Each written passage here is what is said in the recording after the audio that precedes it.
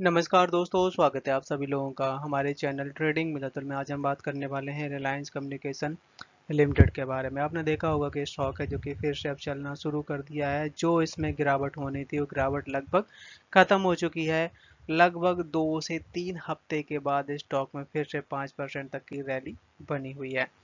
जैसे कि आपने देखा भी होगा कि इस समय अनिल अंबानी के जितनी भी कंपनियां हैं उन ग्रुप हैं उनमें एक फ्रॉड केस की भी बात चल रही है और उसकी वजह से इनके और स्टॉक हैं जिनमें दबाव भी दिखाई दे रहा है।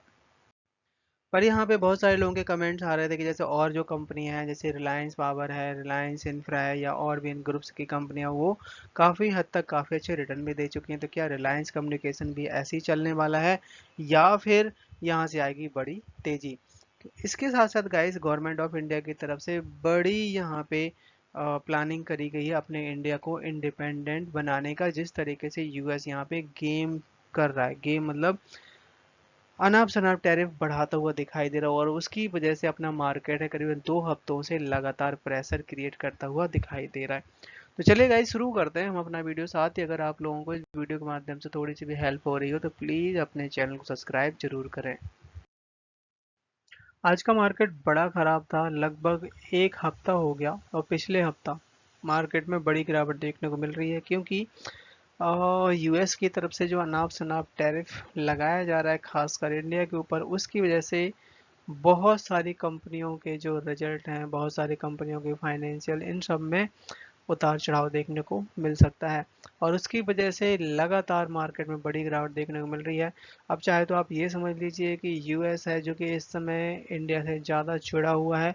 तो मतलब कभी किसी टैरिफ की बात करता है तो कभी अचानक से बढ़ा देता है। तो यहाँ पे कुछ भी अभी डोनाल्ड ट्रंप का पता नहीं चल रहा। तो आप यहाँ देख सकते हैं कि आज का मार्केट है जो कि 200 पॉइंट्स की डाउन साइड दिखाई है निफ्टी 50 में। बैंक निफ्टी है जो कि 350 पॉइंट्स, निफ्टी आईटी है जो कि 650 पॉइंट्स और स्मॉल कैप का इंडेक्स है जो कि 850 पॉइंट्स की बड़ी गिरावट दिखाया है।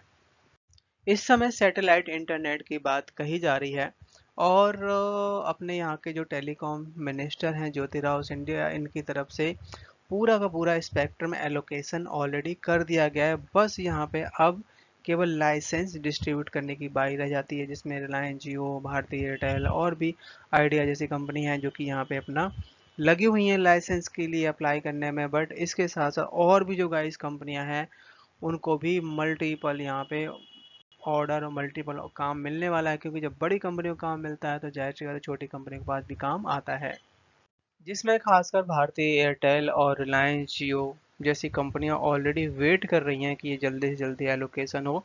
बट गाइज आपने देखा है कि अगर इतनी बड़ी बड़ी कंपनियों के पास ये सैटेलाइट इंटरनेट आएगा तो और जो काम आएगा छोटी छोटी कंपनियों को भी सप्लाई होगा।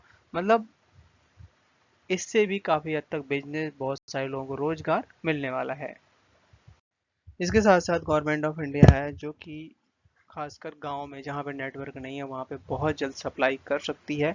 और बात की जाए यहाँ पे अगर बीएसएनएल या आपके आइडिया के बारे में तो ये भी गाइस बहुत जल्द यहाँ पे सैटेलाइट इंटरनेट की सर्विस को अवेलेबल करवा पाएंगे क्योंकि ये भी किसी से पीछे नहीं है। और यहाँ तक कि ये सर्विस जितनी भी कंपनियां हैं उन सबको बेनिफिट होगा। यूएस है जो कि लगातार टैरिफ बढ़ा रहे हैं और उसके चलते हर जगह की मार्केट गिर रही है। तो अपने यहाँ के जो टेलीकॉम मिनिस्टर हैं इन्होंने एक बड़ी प्लानिंग कर ली है। हो सकता है कि इसमें कुछ टाइम लगेगा बट आने वाले टाइम में हम अपनी जो डिपेंडेंसी है यूएस से काफ़ी हद तक ख़त्म हो जाएगी। सो इसमें गवर्नमेंट ऑफ इंडिया की तरफ से एक बड़ी स्कीम पहले भी चलाई गई थी और यहाँ पे फिर से कुछ उन्होंने मिनिस्टर की तरफ से अपडेट आता हुआ देखा जा रहा है। करीबन 85,000 करोड़ का यहाँ पे अप्रूवल है जिसमें हम अपने टेलीकॉम इक्विपमेंट अपने इन हाउस बनाएंगे और इसको एक्सपोर्ट भी करेंगे, जिसमें पीएलआई स्कीम के तहत लगभग मतलब 16,000 करोड़ तक का हम एक्सपोर्ट कर पाएंगे हम वेरियस कंट्रीज में। तो आने वाले टाइम में हम खुद दूसरी कंपनियों को एक्सपोर्ट ही किया करेंगे, ना कि इंपोर्ट। जैसे कि अभी हम बहुत सारी कंट्रियों से डिपेंड हैं, और यहाँ तक कि अगर हम कहीं पे कुछ एक्सपोर्ट भी करते हैं, तो जैसे कि अभी यूएस की तरफ से यहाँ पे 25% तक का टैरिफ लगा दिया गया है, और जो कि 1 अगस्त से स्टार्ट हो जाएगा। उसके चलते बहुत सारी कंपनियों के फाइनेंशियल पे इम्पैक्ट आ रहा है, और पहले बात हुई थी कि 10% के आसपास, अब वो अचानक से उन्होंने रेट बढ़ाए। अब यहाँ पे गवर्नमेंट ऑफ इंडिया है जो कि बात कर रही है, हो सकता है कि 25% तक का टैरिफ कुछ कम हो सके। बात की जाए यहाँ पे अगर वॉल्यूम एनालिसिस को, तो आज आप देख सकते हैं कि यहाँ पे 37 करोड़ का वॉल्यूम दिखाई दिया। स्टॉक है रिसेंटली जो कि 1.26 का लो बनाया, यहाँ से फिर से चलना शुरू किया, 5% तक की रैली दिखाया। इस समय 1.32 का क्लोजिंग दिया हुआ है। चार्ट में नजर डाली जाए तो यहाँ पे आप देख सकते हैं स्टॉक है जो कि 1.26 से गाइस चल के रिसेंटली अभी 20 से 25% तक की रिकवरी दिखा चुका है। और अगर यहाँ से अब चलता है तो 1.6 का लेवल तो एटलीस्ट जाना ही चाहिए, और उसके बाद भले ही फिर से स्टॉक की ट्रेडिंग रुक जाए और स्टॉक फिर से नीचे आएगा। तो खासकर अगर इस कंपनी में आपको पैसे लगाने हैं तो थोड़े बहुत लगा के ही अपना पैसे निकालें, और ज़्यादा ना लगाएं, क्योंकि ऐसी कंपनियां गाइस जब रिटर्न मिलता है तो काफ़ी अच्छा मिलता है, और जब गिरता है तो काफ़ी स्टॉक में बड़ी गिरावट भी आती है। इसके साथ साथ कंपनी के जो नंबर हैं, क्वार्टर के नंबर आते हुए देखे गए, जिसमें कंपनी की जो नेट सेल है 64 करोड़ की होती हुई देखी गई है, और ईयरली बाय ईयरली जो डाउन निकल के आया है 8.57% तक का। कंपनी को जो लॉस हुआ है 2000 करोड़ के आसपास का लॉस हुआ है मार्च के महीने में, और आप देख सकते हैं कि 15% है, जो कि मतलब लॉस बढ़ता हुआ दिखाई दे रहा है। 18 करोड़ के आसपास था पिछले साल, जो कि इस समय यहाँ पे 21 मतलब 2113 करोड़ का लॉस आता हुआ दिखाई दिया है।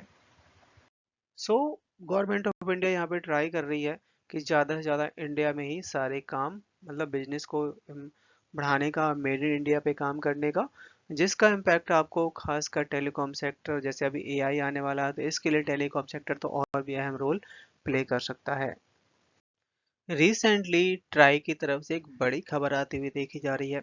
आप देख सकते हैं कि 5 मेगाहर्ट्ज स्पेक्ट्रम से लेके करीबन 700 मेगाहर्ट्ज जो बैंड है, हर एक रेलवे स्टेशन के लिए बात कही जा रही है कि वहाँ पे जो भी पैसेंजर होते हैं उनके यूज के लिए लगाया जाए, और इसके लिए जो कॉस्ट बैठने वाली है 3927 करोड़ की।